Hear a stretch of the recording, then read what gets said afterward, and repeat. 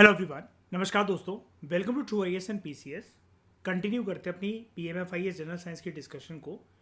और अब हम बात करेंगे जो हम ट्रांसपोर्ट मैकेनिज्म्स के बारे में पढ़ रहे थे सेल मेम्ब्रेन के थ्रू। उसमें हमने डिफ्यूजन के टॉपिक को कॉम्प्रिहेंसिव तरीके से कवर कर लिया और मैंने आपको मेजर डिफरेंस ये बताया था।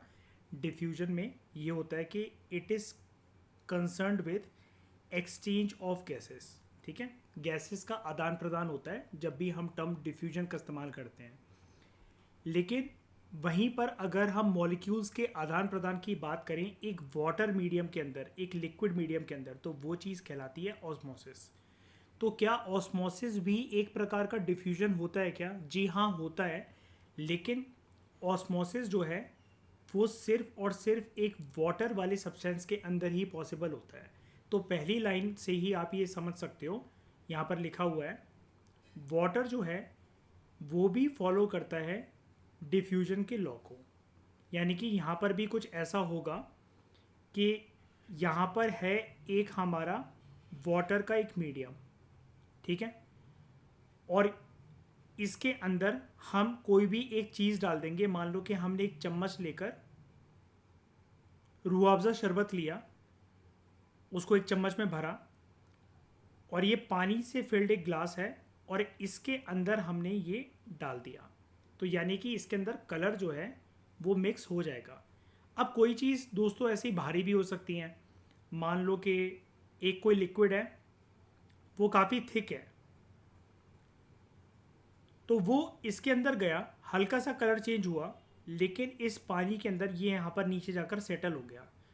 आपने इस चम्मच को लिया और इसको अच्छे से फिर उसके बाद इस ग्लास में मिक्स करा, तब उस पूरे पानी का कलर चेंज हो जाएगा। नीचे जो ये सेटल्ड थिक लिक्विड था ये भी डिजॉल्व हो जाएगा उस पानी के पूरे ग्लास के अंदर। जब भी ऐसी अलग अलग प्रकार की प्रक्रियाएं होती हैं उसको हम ऑस्मोसिस कहते हैं। और फिर इसी का एक भाई होता है, जुड़वा भाई, जिसको हम कहते हैं रिवर्स ऑस्मोसिस। रिवर्स ऑस्मोसिस को आप जो घर में लोगों के लगा रहता है आरओ का जो पानी होता है ना, जो फिल्टर वाला, आप उससे समझ सकते हो कि हम उसमें कर क्या रहे हैं। ज़्यादा बल्क में जो हमारे पास पानी अवेलेबल है, अब यहाँ पर मैं पानी की बात इसलिए कर रहा हूँ क्योंकि osmosis has everything to do with water only. यहाँ पर जो ज़्यादातर पानी है, बल्क में जो पानी हमारे पास अवेलेबल है, वो हो सकता है अनक्लीन हो, है ना, या फिर डर्टी वाटर हो। हमें उससे जो ज़्यादातर मॉलिक्यूल्स जो डर्टी हैं, जो बेकार हैं, जो हमें बीमार कर सकते हैं, हमें उसको फ़िल्टर आउट करके कुछ ऐसे पानी के मॉलिक्यूल चाहिए। कुल मिलाकर हमें ऐसा पानी चाहिए जो कि नीट हो, क्लीन हो और पीने लायक हो या फिर यूज़ करने लायक हो। तो वो होता है रिवर्स ऑस्मोसिस का प्रोसेस। बेसिकली हमें पानी को निकाल देना होता है किसी भी मीडियम में से। लेकिन खैर ये तो टेक्निकल एग्जाम्पल हो गए, हम इजी सा ही एग्जाम्पल लेकर चलेंगे। ऑस्मोसिस मतलब लॉ ऑफ डिफ्यूजन का फॉलो होना। सेल मेम्ब्रेन के रास्ते के थ्रू किसी भी चीज़ के अंदर पानी घुस रहा है। आप इसको बहुत रोज़मर्रा के जीवन का एक बहुत इजी एग्जाम्पल से आप समझ सकते हो। ये टेक्निकल एग्जाम्पल आरओ का पानी वगैरह ये हम बाद में डिस्कस करेंगे। वो मैं इसलिए बता रहा था आपको क्योंकि आरओ के पानी का एग्जाम्पल ना इन्होंने यहाँ पर दे रखा है ऑस्मोसिस के अंदर, और रिवर्स ऑस्मोसिस के अंदर इन्होंने ये अच्छी तरीके से देखो यहाँ पर समझा रखा है। वो हम बाद में बात करेंगे कि गटर के पानी को भी पीने लायक वगैरह कैसे बनाया जा सकता है। रोज़मर्रा के जीवन से जो मैं डेली एग्जांपल की आपको बात बता रहा था, वो आप ऐसा एग्जांपल पकड़ सकते हो कि आपने लिया एक एलमंड, ठीक है, एक मिनट, आपने लिया एक एलमंड यानी कि बादाम, ठीक है, या फिर आपने एक किशमिश ली या काजू लिया, उसको आपने एक कटोरे के अंदर पानी के अंदर रात को भिगो दिया। कुछ भी आप एग्जांपल यूज़ कर सकते हो। आप इसमें ग्राम यानी कि जो चना या छोले हैं वो आप रात को भिगोते हो, कोई भी चीज़ जो आपने रात को भिगोई, तो वो चीज़ कैसी है, आपको ऐसा लग रहा है कि वो सॉलिड है। जैसे चलो एलमंड को तो आप ऐसे भी चबाकर खा जाओगे, काजू को खा जाओगे, किशमिश को खा जाओगे, चना एकदम से आप तोड़ नहीं पाओगे। हो सकता है आपके दांतों में दर्द हो जाए, एकदम से वो बाइट ना हो पाए, या आपको जो है दांतों में थोड़ी सी जान लगानी पड़े, आपको ऐसा लगता है कि वो पूरा सॉलिड है, लेकिन रात भर पानी में रखने के बाद अगर ये ग्राम का साइज़, चने का साइज़ इतना था और वो फूलने के बाद सुबह इतना बड़ा हो गया, तो यानी कि उसके अंदर कहीं ना कहीं एक सेल मेम्ब्रेन अवेलेबल थी उस ग्राम में, उस चने के मॉलिक्यूल में, उस छोले के मॉलिक्यूल में, उस बादाम के मॉलिक्यूल में, एक किशमिश में, एक काजू में, जिसने अलाउ करा कि पानी उस मेम्ब्रेन से होते हुए सेल मेम्ब्रेन के रास्ते से अंदर उसके अंदर घुसे और जगह बनाए और उसको वो फुला देता है। और आपको पता है पानी जिस भी चीज़ में एंटर कर जाता है, अंदर घुस जाता है, तो उस चीज़ को स्पंजी या वो सॉफ्ट बना देता है, राइट। तब वो हमारे छोले, चने, काजू, बादाम, किशमिश खाने लायक हो जाते हैं। गलने के बाद ज़्यादा ईजिली हमारा दांत उनको तोड़ पाता है, हम च्यू कर पाते हैं, उसको डाइजेस्ट कर पाते हैं, राइट। तो यहाँ पर अगर हम यही काजू, बादाम, किशमिश, अखरोट, छोले, चने, इसके एग्जांपल से अगर हम ऑस्मोसिस के प्रोसेस को समझें तो ये आपके लिए समझना ज़्यादा इजी रहेगा। तो चलो हम पहले थ्योरी पढ़ते हैं, फिर इन्हीं सब काजू, बादाम और पानी की कटोरे को रिलेट करेंगे हम इससे एग्जांपल से। तो पानी जो है वो डिफ्यूजन की लॉ को फॉलो करता है, यानी कि कहने का मतलब ये है कि कोई भी जो वाटर वाला जो सब्सटेंस होता है वो सेल मेम्ब्रेन में एंटर कर जाता है, जिस भी चीज़ में सेल मेम्ब्रेन है। अब सेल मेम्ब्रेन अपने आप में, यहाँ पर तो टर्म लिखा हुआ है सेल मेम्ब्रेन, लेकिन हम जानते हैं कि सेल मेम्ब्रेन को तो हम लोग सिलेक्टिवली परमिएबल मेम्ब्रेन भी कहते हैं, राइट। हम इसको सिलेक्टिवली परमिएबल मेम्ब्रेन के नाम से भी जानते हैं। यानी कि अगर किसी भी चीज़ के अंदर हम बात करें, कोई भी सॉलिड चीज़ है, तो उसके अंदर पक्का कोई ना कोई एक गैप्स जो हैं वो अवेलेबल होंगे। जैसे मैंने यहाँ पर छोटे छोटे जो स्पेसेस बना रखे हैं, आप उसको ऐसा समझ सकते हो कि वहाँ पर जो सेल मेम्ब्रेन है उसके अंदर कुछ ना कुछ जगह जो है वो अवेलेबल हैं। और क्योंकि हम यहाँ पर ऑस्मोसिस के बारे में पढ़ रहे हैं तो मैं पूरा का पूरा एग्जांपल सिर्फ पानी वाला ही लूँगा कि अगर ये छोला है, ये चना है, जो मैंने डायग्राम में यहाँ पर बना रखा है, आप उसको कुछ भी इमेजिन कर सकते हो, छोला, चना, किशमिश है, बादाम है, अखरोट है, कुछ भी है। तो यहाँ पर अगर आप इसको पानी के कटोरे के अंदर डाल रहे हो तो पानी यानी कि कहीं ना कहीं इस सिलेक्टिवली परमिएबल मेम्ब्रेन के रास्ते के थ्रू अपनी जगह बनाकर इसके अंदर घुसने की कोशिश कर रहा है। अब क्योंकि ऑलरेडी ये एक सब्सटेंस ऐसा था जो कि स्पेस वाइज अपने आप में फुल था, लेकिन पानी के घुसने के बाद पानी के ये जो इसके अंदर छोटे छोटे मॉलिक्यूल्स जो हैं जब ये इकट्ठा होंगे तो ये कहेंगे भाई मुझे जगह दे थोड़ा सा खिसक, भाई मुझे जगह दे थोड़ा सा खिसक, थोड़ा सा मेरे को स्पेस चाहिए। उसके चलते होगा क्या कि इसका जो साइज़ है पानी के मॉलिक्यूल्स के एंटर होने के बाद ये साइज़ जो है वो थोड़ा सा बड़ा बनेगा, और जितनी देर वो पानी में रखा रहेगा उतना ज़्यादा साइज़ उसका बड़ा होता जाएगा। हाँ, एक चीज़ ये भी है कि अगर वाटर के मॉलिक्यूल्स, क्योंकि है तो वो सिलेक्टिवली परमिएबल मेम्ब्रेन, और वाटर के मॉलिक्यूल्स अगर अपनी ज़्यादा जगह बनाते रहे घुसते ही रहे उसके अंदर, जो छोला, चना, किशमिश, अखरोट जो भी है, अगर उसके अंदर घुस घुस के उसके पार्टिकल्स को बोलते रहे कि साइड हो जा हमें जगह चाहिए, साइड हो जा हमें जगह चाहिए, तो एक टाइम ऐसा भी आएगा कि उसके अंदर, उस चीज़ के अंदर फिर ना क्रैक्स डेवलप हो जाएंगे, और वो चीज़ ज़्यादा पानी के वॉल्यूम की वजह से क्या होगा कि वो चीज़ फट जाएगी। इसलिए आप देखोगे कि अगर आपने किसी कटोरी में छोले, चने या किसी भी चीज़ को भिगोया है ना, और अगर आप उसको रख कर भूल गए, आपने उसको ढक दिया था लेकिन आपको याद नहीं रहा कि मुझे रात को भिगोए हुए बादाम सुबह खाने थे, काजू खाना था, किशमिश खानी थी, अखरोट खाने थे, या मैंने चने किसी कटोरी में फुलाए थे, छोले भिगोए थे, कोई भी ऐसी चीज़ है, और अगर आप उसको भूल गए, वो कटोरी किचन में साइड में या कहीं पर पड़ी हुई है, और कुछ दिन के बाद अगर आपने उसको चेक करा तो एक तो उसके अंदर से जो स्मेल है वो आने लग जाएगी कुछ दिन के बाद। लेकिन आप ये भी ऑब्जर्व करोगे कि उस चीज़ को अगर आप फिर टच करो या फिर टच ना भी करोगे तो ज़्यादा पानी होने की वजह से उसके अंदर क्रैक्स आ जाते हैं, और वो चीज़ ऑटोमेटिकली फिर एक तरीके से तितर बितर होकर बिखर जाती है। कि मान लो कि अगर ये एक छोले का पूरा ये जो टुकड़ा था ना, तो ज़्यादा पानी एंटर होने की वजह से पानी ने इतना स्पेस मांग लिया इससे कि इस चने के टुकड़े को उसने 4 पार्ट्स के अंदर अगर डिवाइड कर दिया, क्योंकि ज़्यादा पानी इसके अंदर एंटर कर गया। तो ऑस्मोसिस एक हद तक किसी भी चीज़ के लिए ठीक होता है, ज़्यादा पानी घुसेगा तो वो उस चीज़ को क्रैक बनाकर उसके अंदर फाड़ देगा उसको, ठीक है।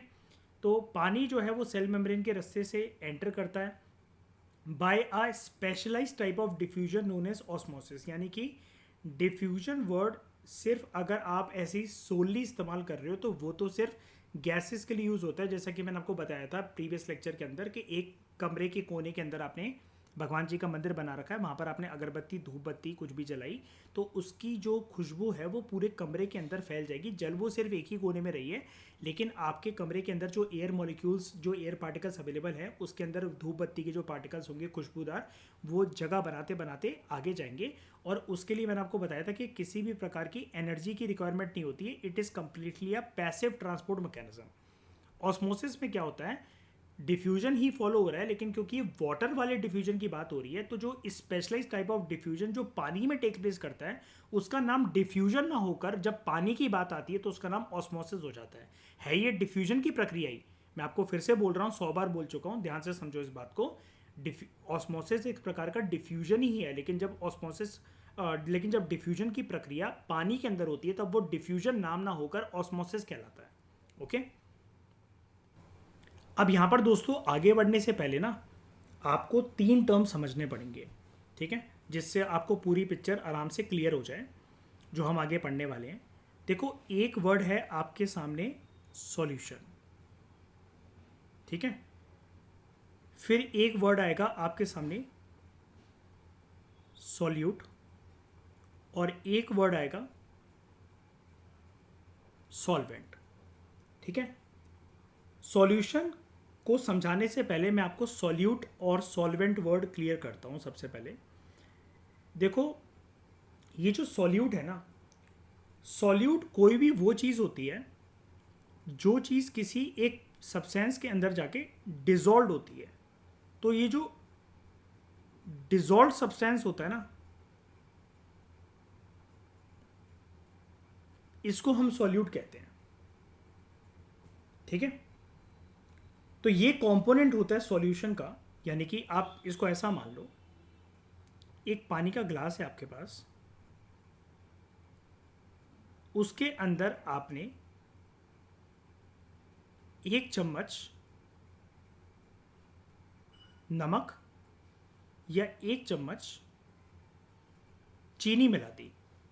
तो पानी के ग्लास में मान लो कि आपने यहाँ तक पानी का ग्लास पूरा का पूरा फुल कर रखा है, यहाँ तक है आपका पूरा पानी का ग्लास।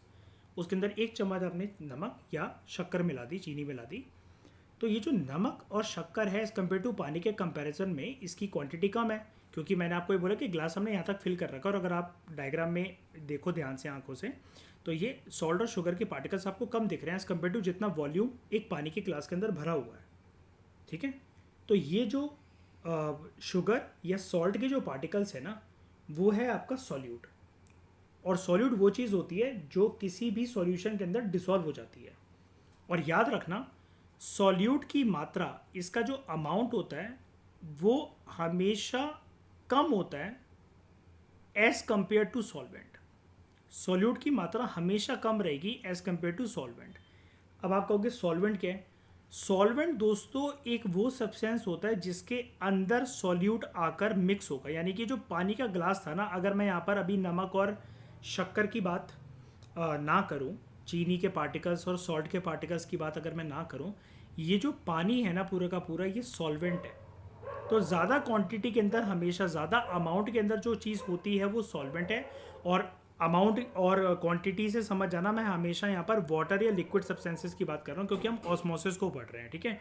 तो सॉल्वेंट हमेशा ज़्यादा क्वांटिटी, ज़्यादा मात्रा में होता है। सॉल्वेंट के अंदर जो चीज़ आकर घुलती है, मिलती है और जिसकी मात्रा एज़ कम्पेयर टू सॉल्वेंट के कंपैरिजन में हमेशा कम रहेगी, वो सॉल्यूट होता है, ठीक है। यानी कि एक बात और क्लियर कर देता हूँ, मान लो कि आपने 100 ml पानी लिया, ठीक है, और उसके अंदर आपने उस पानी के अंदर क्या करा कि 100 किलो शक्कर आपने 100 ml पानी के अंदर मिला दी, ठीक है। 1000 किलो आपने नमक की जो बोरी है वो पटक दी, वो फिर सॉल्वेंट नहीं कहलाएगा क्योंकि आपने वहाँ पर, और ना ही वो नमक और जो शुगर है वो सॉल्यूट कहलाएगा क्योंकि आपने पानी की मात्रा कम कर दी और चीनी बहुत ज़्यादा मिला दी। तो वो चीनी घुलने लायक ही नहीं रही, उसके अंदर उतना पानी भी तो होना चाहिए ना। सॉल्वेंट हमेशा, इसलिए मैं आपको कह रहा हूं कि ज़्यादा मात्रा में जो चीज़ होती है जो अपने अंदर किसी चीज़ को समा पाए, और ये दोनों चीज़ें लिक्विड होनी चाहिए by definition in the context of science. विज्ञान के क्षेत्र में जब हम बात करते हैं, इन दो टर्म्स का जिक्र करते हैं, सॉल्वेंट एंड सॉल्यूट, दोनों चीज़ें लिक्विड होनी चाहिए, एज वेल एज सॉल्यूशन जो अभी इससे मिलेगा, बनेगा मिलकर, जो तीसरा टर्म है हमारा, अभी मैं समझाता हूँ थोड़ी देर में इसको भी, तो वो भी लिक्विड होना चाहिए। तो सॉल्वेंट हमेशा ज़्यादा क्वांटिटी के अंदर होता है, यानी कि पानी का ग्लास आप एग्जांपल के लिए मान सकते हो, और उसके अंदर आपने 1 चम्मच चीनी या 1 चम्मच जो आपने नमक मिलाया, वो सॉल्यूट है। ठीक है, अब आप ये दोनों टर्म्स तो समझ गए। तो अब सॉल्यूशन क्या है? सॉल्यूशन की दोस्तों डेफिनेशन ये होती है, मैं इसको यहाँ लिख देता हूँ। सॉल्यूशन ना एक होमोजीनियस मिक्सचर होता है। होमोजीनियस मतलब सिमिलर तरीके का एक मिक्सचर है। ठीक है, अब मिक्सचर हम इसको क्यों बोल रहे हैं? क्योंकि ये एक ऐसी चीज़ है जिसके अंदर आपको दो या दो से ज़्यादा सब्सटेंसेस जो हैं वो देखने को मिलेंगे ही मिलेंगे। ठीक है, लेकिन वो इतने अच्छे तरीके से एक दूसरे के अंदर घुल मिल गए हैं, कंपोनेंट्स जो हैं इस मिक्सचर के इतने अच्छे तरीके से इस पानी के ग्लास के अंदर, मान लो एग्जांपल हमारा, कि वो मिल गए हैं कि आप उनको ईजिली डिस्टिंग्विश नहीं कर सकते, आप उनको डिफ्रेंशिएट नहीं कर सकते, वो यूनिफॉर्म तरीके से ही आपको नज़र आ रहे हैं। जैसे एक पानी के अंदर क्या क्या है, पानी का फॉर्मूला जो होता है वो होता है H2O, यानी कि यहाँ पर हाइड्रोजन भी मौजूद है और ऑक्सीजन भी मौजूद है। लेकिन क्या आप नेकेड आई से उसको डिफ्रेंशिएट कर पाओगे क्या कि ये देखो मैंने हाइड्रोजन अलग निकाल के रख दिया है, ये देखो ऑक्सीजन अलग निकाल के रख दिया है? नहीं, वो एक मिक्सचर है जिसमें दो एलिमेंट्स जो हैं वो मौजूद हैं। हाइड्रोजन के 2 मॉलिक्यूल्स हैं और ऑक्सीजन का 1 मॉलिक्यूल है। लेकिन वहाँ पर फिर भी बात यही है कि वो होमोजीनियस मिक्सचर है, आप उसको ईजिली डिफ्रेंशिएट, ईजिली डिस्टिंग्विश नहीं कर सकते, क्योंकि वो यूनिफॉर्म तरीके से आपको प्रतीत हो रहा है। तो वो होता है एक सॉल्यूशन, जहाँ पर आप सॉल्यूशन को ऐसा भी कह सकते हो कि आप ये भी कह सकते हो, मुझसे पूछ सकते हो कि सर अगर हम किसी चीज़ में कुछ कलर मिला दें लिक्विड में, कि एक पानी का हमने ग्लास लिया और वहाँ पर उस पानी के ग्लास के अंदर हमने ये जो 1 चम्मच जो रूह अफ़ज़ा शरबत वाला एग्जांपल लिया, ये मिला दिया, या फिर इस पानी को नींबू वगैरह थोड़ा सा काला नमक डाल के हमने इसको शिकंजी बना दिया, तो अब वो अलग तो वैसे भी नहीं कर सकते हो आप उसको। तो जिस चीज़ को आप अलग नहीं कर पाओ, तो क्या वो सॉल्यूशन है? हाँ जी, वो सॉल्यूशन ही है। ये रूह अफ़ज़ा शरबत या शिकंजी का बनना, या फिर आपने एक चाय बनाने के लिए आपने पानी लिया थोड़ा सा और उसके अंदर दूध डाल दिया, आधा कप 1 कप, तो वो भी एक प्रकार से सॉल्यूशन है, बिकॉज आप उसको डिफ्रेंशिएट नहीं कर सकते। ठीक है, तो ये चीज़ है, ये तीनों टर्म्स। अब आपको जो मैं समझाने जा रहा हूँ वो ईजिली समझ में आएगा अगर आपको ये तीनों टर्म्स अच्छे से समझ में आ गई हैं कि सॉल्यूट क्या होता है, सॉल्वेंट क्या होता है और सॉल्यूशन क्या होता है। ठीक है, याद रखना, सॉल्यूट हमेशा कम क्वांटिटी के अंदर होगा। सॉल्यूट वो चीज़ होती है जो कि सॉल्वेंट के अंदर डिजॉल्व होगा। सॉल्वेंट के अंदर क्योंकि जो चीज़ डिजॉल्व होने जा रही है, तो ऑब्वियस सी बात है सॉल्वेंट की मात्रा ज़्यादा होगी। और जब कोई चीज़ किसी सॉल्वेंट के अंदर अच्छी प्रकार से घुल मिल जाती है, जिसके अंदर 2 या 2 से ज़्यादा एलिमेंट्स, कंपोनेंट्स मौजूद हैं, लेकिन आप उनको डिफ्रेंशिएट नहीं कर सकते, उन्होंने एक यूनिफॉर्म कलर अपना लिया है। जैसे एक शरबत, पानी के अंदर आपने एक रूह अफ़ज़ा का शरबत का 1 चम्मच लिया और उसका पिंक कलर कर दिया। अब आप रूह अफ़ज़ा शरबत और पानी को अलग नहीं कर सकते।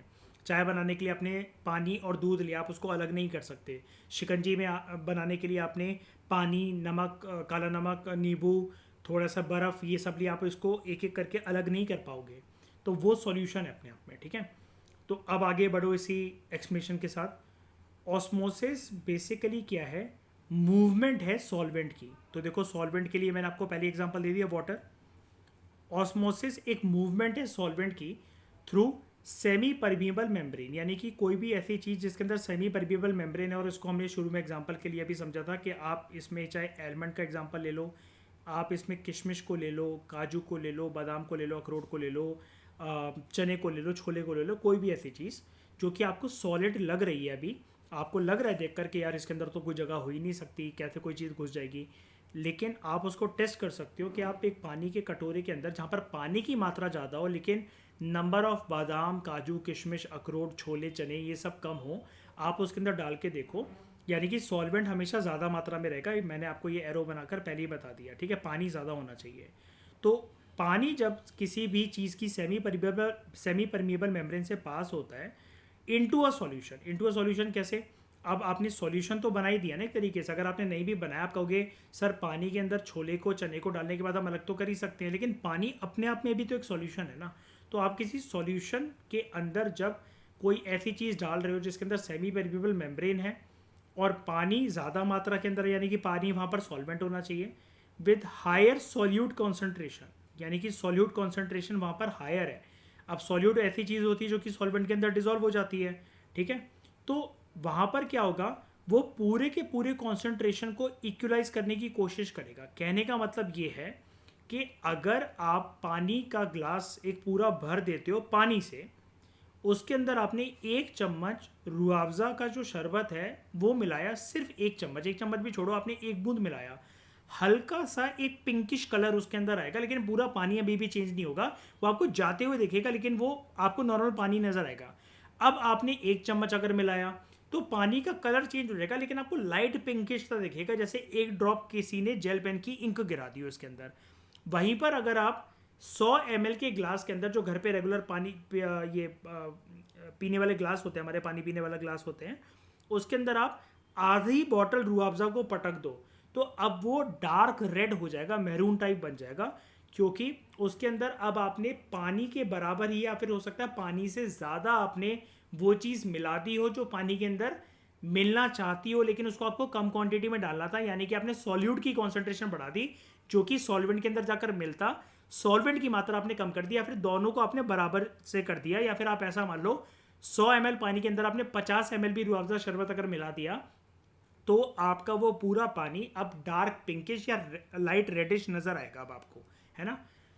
तो इससे क्या होता है, सॉल्यूशन या कोई भी जो कॉन्सेंट्रेशन होता है, आपका कॉन्सेंट्रेशन का मतलब ये है कि जहां पर आपका सॉल्वेंट मौजूद है, यानी कि जो पानी का ग्लास मौजूद है, वो इक्वलाइज कर लेता है अपने आप को, ठीक है। इक्वलाइज ऐसे कि पानी के मॉलिक्यूल्स के अंदर आपने एक नींबू निचोड़ा, अभी रूअफ़ज़ा शरबत के एग्जांपल के बारे में बहुत बात हो गई, नींबू निचोड़ा आपने, तो वो नींबू का जो नींबू की जो खटास है, नमक का जो खारापन है, चीनी के पार्टिकल्स का जो मीठापन है, वो जितना ज़्यादा आप डालोगे उतना ज़्यादा उसके अंदर वो वाला फ्लेवर आता जाएगा, है ना। हल्का सा आपने नींबू निचोड़ा, पानी आपको लगेगा हाँ यार ये पानी नॉर्मल पीने लायक तो नहीं लग रहा, कुछ तो मिला हुआ है इसके अंदर। आपने नमक डाला तो पानी आपको खारा लगता है। और बहुत सारी जगह पर जहाँ पर जो रेतीले इलाके होते हैं, जैसे राजस्थान आपका हो गया, या मध्य प्रदेश में चंबल नदी के पास रहने वाले जो लोग हैं, जहाँ पर अगर ऐसा पानी आता है तो उस पानी में लोग क्यों कहते हैं कि भारीपन है यहाँ के पानी में, क्योंकि वहाँ पर नमक की मात्रा ज़्यादा है। अगर आप एक ऐसे रीजन से हो, मान लो आप दिल्ली से हो, यूपी से हो, बिहार से हो, जहाँ पर आपके आपके एरिया में खारा पानी नहीं आता, और आप किसी एक ऐसे एरिया में ट्रैवल करो जहाँ पर लोग जो है वो नदी का पानी यूज़ करते हैं, और वो नदी का पानी थोड़ा सा खारा है, तो आपको वो नॉर्मल पानी सूट नहीं करेगा, आप काफ़ी दिन तक पी भी नहीं पाओगे उस पानी को, है ना। तो ये इक्वलाइज करने की कोशिश करता है, कोई भी सॉल्वेंट के अंदर अगर आप किसी भी प्रकार के सॉल्यूट को डालते हो तो वो इक्वलाइज करने की कोशिश करता है। सिमिलर उसी प्रकार से कि इतने बड़े कमरे के अंदर अगर हमने एक कोने के अंदर एक अगरबत्ती जलाई थी, तो उस अगरबत्ती की खुशबू पूरे कमरे के अंदर अपनी जगह बना लेती है, लेकिन क्योंकि वो गैस की बात थी तो उसको हम डिफ्यूजन कहते हैं, यहाँ पर पानी की बात हो रही है तो उसको हम ऑस्मोसिस कहते हैं। तो जो नेट डायरेक्शन होती है, यानी कि आप किस डायरेक्शन में, नेट डायरेक्शन का मतलब ये कि ओवरऑल उस लिक्विड मीडियम के अंदर वो जो पानी के अंदर जो नमक के पार्टिकल्स हैं, चीनी के पार्टिकल्स हैं, किसी शरबत का जो कलर है, जो इसका लिक्विड जो उसका लिक्विड कलर है, वो पानी के अंदर कितनी अपनी जगह बना पाएगा, और रेट क्या होगा उस ऑस्मोसिस का, यानी कि कितनी जल्दी वो वाला काम हो पाएगा, कितना डार्क कर देगा उस कलर को, उसके टेस्ट को कितनी जल्दी चेंज करेगा। ये दो फैक्टर्स पे दोस्तों डिपेंड करता है। एक फैक्टर का नाम है प्रेशर ग्रेडियंट, और दूसरे फैक्टर का दोस्तों नाम है कॉन्सेंट्रेशन ग्रेडियंट। अब ग्रेडियंट का दोस्तों ये मतलब होता है, सिंपल सा ग्रेडियंट वर्ड का डिक्शनरी मीनिंग होता है चेंज इन वैल्यू या फिर चेंज इन वॉल्यूम। किसी भी वॉल्यूम या किसी भी चीज़ की वैल्यू के अंदर, वैल्यू या फिर किसी भी चीज़ के वॉल्यूम के अंदर अगर चेंज आता है तो उसको हम ग्रेडियंट कहते हैं। अब यहाँ पर ग्रेडियंट वर्ड को तो आप समझ गए, अब दो वर्ड्स को आपको समझना है। एक है प्रेशर, ग्रेडियंट के आगे जो वर्ड लिखा हुआ है, और ग्रेडियंट के आगे दूसरा वर्ड यहाँ पर लिखा हुआ है कॉन्सेंट्रेशन। तो रेट ऑफ ऑस्मोसिस, यानी कि पानी अपनी जगह या कोई भी चीज़ पानी के अंदर अपनी जगह कितनी तेज़ी से बनाएगी, वो प्रेशर पे बात आती है उसकी, प्रेशर ग्रेडियंट पे, कि प्रेशर के अंदर कितना चेंज आ रहा है, और कॉन्सेंट्रेशन ग्रेडियंट। अब इसको समझना बहुत ईजी है, आप इसको ऐसे समझ सकते हो कि आपने लिया एक साबुन का या जो आपका हैंड वॉश होता है उसकी एक बॉटल, यहाँ पर है आपके पास एक बाल्टी, ठीक है। आपने इस बाल्टी के अंदर ये जो आपका लिक्विड हैंड वॉश है इसकी एक दो तीन तीन ड्रॉप डाली, तो क्या वो झाग बन जाएगा? नहीं बनेगा। क्यों? क्योंकि प्रेशर उतना नहीं है, वो नीचे सेटल हो जाएगा। आपको दिखेगा उस पानी से, उस पानी को अगर आप टेस्ट करो तो आपको दिखेगा खाला है, खारा सा है, साबुनी पानी लग रहा है, अलग सा पानी लग रहा है। लेकिन यहाँ पर क्या है कि ये पूरा पानी जो है वो साबुन साबुन जैसा आपको क्यों नहीं दिख रहा, या फिर उसके अंदर जो साबुन का झाग है वो क्यों नहीं बन गया? क्योंकि प्रेशर नहीं है। अगर आपको रेट ऑफ ऑस्मोसिस को, यानी कि 3 ड्रॉप जो आपने एक बाल्टी भर के पानी के अंदर जो 3 ड्रॉप आपने लिक्विड हैंड वॉश अगर इसके अंदर डाला, या एक चुटकी सर्फ, निरमा, विम, कोई भी ऐसी चीज़ डाली साबुन वाली, तो आप क्या करो, यहाँ पर पहले लिक्विड को डाल दो, उसके बाद आप इस बाल्टी को भरो मत, पहले लिक्विड को डाल दो, बाल्टी को नल के नीचे रख दो। तो पानी, नल को जब आप खोलोगे तो नल से जो पानी गिरेगा वो प्रेशर के साथ गिरेगा, तब वो बाल्टी में ज़्यादा झाग बन जाएगा। या फिर आपने लिक्विड हैंड वॉश की 3 ड्रॉप पटकी पानी के बाल्टी के अंदर, उसके बाद आप एक पाइप या लेजम लगाकर उसके बाद उस खाली बाल्टी के अंदर मारो, तो वो झाग बनता बनता बनता पूरी बाल्टी झाग वाली हो जाएगी। समझ रहे हो मेरी बात? तो यहाँ पर रेट ऑफ ऑस्मोसिस आपने कैसे बढ़ाया? प्रेशर ग्रेडियंट चेंज करके। नॉर्मल आपने भरे हुए पानी की बाल्टी के अंदर 3 ड्रॉप अगर आपने हैंड वॉश डाल भी दिया होता तो वो पूरा घुल नहीं गया साबुन वाला पानी। आप ऊपर का पानी अभी भी उठाकर पियोगे तो हो सकता है आपको टेस्ट भी पता ना लगे, आपको ये भी पता ना लगे इस पानी के अंदर क्या मिल गया है। लेकिन अब आपने प्रेशर में ला दिया तो पूरा ही पानी झाग वाला बन गया, तो आप देखकर ही नहीं पियोगे उसे। और कॉन्सेंट्रेशन ग्रेडियंट ये होता है, आपने अपनी छत की जो टंकी आपकी लगी हुई है 1000 लीटर की, आपने उसके अंदर जो कपड़े धोने के लिए उजाला आता है, या फिर 1 चम्मच नमक, 1 चम्मच चीनी, या रूह अफ़ज़ा शरबत का 1 चम्मच आपने वो शरबत ले लिया, या एक नींबू निचोड़ दिया, तो 1000 लीटर के कंपैरिजन में 1 चम्मच चीनी, नमक, 1 चम्मच रूह अफ़ज़ा, या उजाला की 2-3 ड्रॉप, या इंक पेन, आप जो इंक पेन होता है उसकी आपने इंक गिराती वहाँ पर, ये हैंड वॉश की 3 ड्रॉप डालती, तो उस पानी का कुछ भी नहीं बिगड़ेगा। क्योंकि as compare to 1000 litre of पानी जो कि सॉल्वेंट है, वो उसकी मात्रा काफ़ी ज़्यादा है एज कम्पेयर टू सॉल्यूट, जो कि सिर्फ 2-3 ड्रॉप, 1-2 चम्मच वाली बातें यहाँ पर चल रही हैं। लेकिन जैसे ही आप इसकी कॉन्सेंट्रेशन बढ़ा दोगे, आपने एक मग्गा लिया, एक मग लिया आपने पानी का, सिर्फ एक छोटा सा मग का, ठीक है। अभी हम यहाँ पर बाल्टी की बात कर रहे थे, अभी हम सिर्फ यहाँ पर एक मग की बात कर रहे हैं। इस मग के अंदर अब आपने लिक्विड हैंड वॉश के 10 बार उसको प्रेस करा, 10 बार आपने उसकी ड्रॉप गिराई, ठीक है। अब आपने उसका प्रेशर भी बढ़ाया, यानी कि खाली मग्गे के अंदर 10 ड्रॉप आपने लिक्विड हैंड वॉश गिराया, ठीक है। और अब आपने नलका खोल दिया, अब प्रेशर से वो पानी गिर रहा है और कॉन्सेंट्रेशन भी ज़्यादा है इसकी, तो वो चीज़ ज़्यादा रेट ऑफ ऑस्मोसिस उसकी, वो चीज़ ज़्यादा जल्दी उस पानी के अंदर घुलेगी मिलेगी।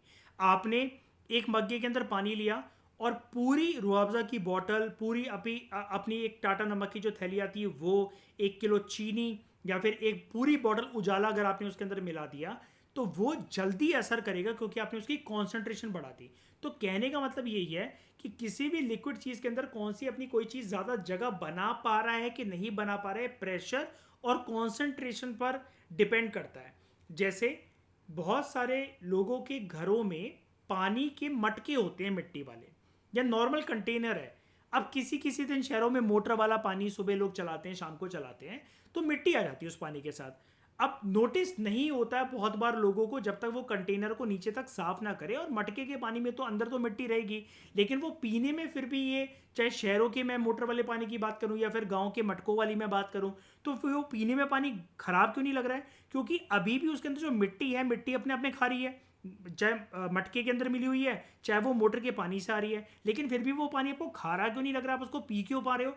बिकॉज उसके अंदर सॉल्ट्स की मात्रा जो मिट्टी से आई है वो इतनी ज़्यादा नहीं है जितनी वॉल्यूम में पानी है।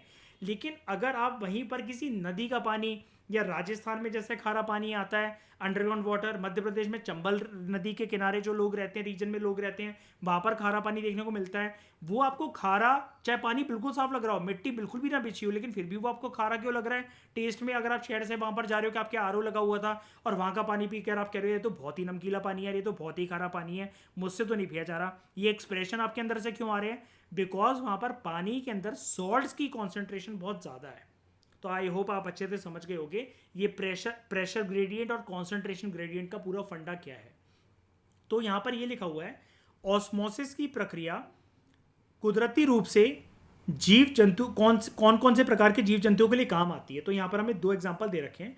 जो यूनिसेल्युलर फ्रेश वाटर ऑर्गेनिज्म होते हैं, जो कि खारे पानी में ना रहकर फ्रेश वाटर में रहते हैं जीव जंतु, यूनिसेल्युलर मतलब जिनके पास एक ही सेल होता है, तो यानी कि डेफिनेटली यहाँ पर माइक्रोस्कोपिक ऑर्गेनिजम्स की बात करी जा रही है, जिनको आप नेकेड आई से नहीं देख सकते। ठीक है, तो जो माइक्रोस्कोपिक यूनिसेल्युलर और फ्रेश वाटर ऑर्गेनिजम्स होते हैं, और बहुत सारे प्लांट के अंदर जो सेल्स होते हैं, वो अपना पानी ऐसे ही ऑस्मोसिस की प्रक्रिया से ही गेन करते हैं। तो फिर यहाँ पर जो मैंने आपको बताया, सॉल्यूट और सॉल्वेंट की आपको डेफिनेशन बताई जा रही है, लेकिन अब आपको इसके अंदर कोई भी दिक्कत नहीं आएगी, आपको आराम से समझ में आ जाएगा। सॉल्यूट जो मैं आपको यहाँ पर बता रहा था, जिसकी मात्रा हमेशा कम होती है, क्योंकि सॉल्यूट एक डिसॉल्व सब्सटेंस होता है, ऐसा सब्सटेंस जो कि सॉल्वेंट के अंदर जाकर, जिसकी मात्रा जाती है, उसका मात्रा ज़्यादा है, उसके अंदर जाकर ये घुलेगा मिलेगा। सॉल्यूट एक ऐसा सब्सटेंस है जिसको आप डिसॉल्व कर सकते हो एक सॉल्यूशन के अंदर बाय अ सॉल्वेंट। ठीक है, सॉल्यूशन तो तब बन जाएगा जब नमक और प्लस पानी आपने मिला दिया। ठीक है, तो वो तो सॉल्यूशन बन गया, क्योंकि आप नमक और पानी को, वैसे तो चलो ठीक है इवेपोरेशन वगैरह के थ्रू आप कहोगे कि अलग कर सकते हैं, लेकिन चीनी और पानी को चलो आप अलग नहीं कर पाओगे। रूह अफ़ज़ा शरबत अगर आपने उसके अंदर मिला दिया, पानी को आपने रूह अफ़ज़ा शरबत बना दिया, उसकी शिकंजी बना दी, आपने पानी और दूध का इस्तेमाल करके चाय बना दी, कॉफ़ी बना दी, तो आप उसको अलग नहीं कर पाओगे। तो सॉल्यूट एक ऐसा सब्सटेंस होता है जिसको आप सॉल्यूशन के अंदर डिजोल्व करते हो सॉल्वेंट के माध्यम से, और सॉल्वेंट एक ऐसा सब्सटेंस होता है जिसके अंदर सॉल्यूट डिजोल्व होता है। तो जो चीज़ जिसके अंदर डिजोल्व होने जा रही है, तो डिसॉल्व करने वाली चीज वो ज्यादा मात्रा के अंदर होगी ना। इस पानी के ग्लास के अंदर पानी ज्यादा होना चाहिए कि नमक ज्यादा होना चाहिए? ऑब्वियसली बात है पानी, क्योंकि नमक अगर आप भरते चलोगे 100 ml के पानी के अंदर आपने 1000 किलो नमक पटक दिया, तो वो नमक ऑब्वियसली बात है ज्यादा अपनी जगह बना लेगा, उस पूरे नमक को कोई असर भी नहीं पड़ेगा। नीचे का जो पानी है जहाँ पर इमीडिएटली नमक गिरा है, हो सकता है वहाँ पर थोड़ा बहुत पानी रह जाए, लेकिन इतना ज़्यादा नमक गिरने के बाद अगर आप फिर उस नमक को चलाओगे ऐसे हाथों से, पैरों से, मशीनों से, तो वो पानी थोड़े टाइम के बाद गायब हो जाएगा, क्योंकि 1000 किलो की नमक की संख्या ज़्यादा है। तो ये है solute, solvent and solution, and this is the process of osmosis. ठीक है, अगले लेक्चर में दोस्तों हम बात करेंगे रिवर्स ऑस्मोसिस के बारे में। इस डिस्कशन में दोस्तों फिलहाल इतना ही। Thank you very much for discussion.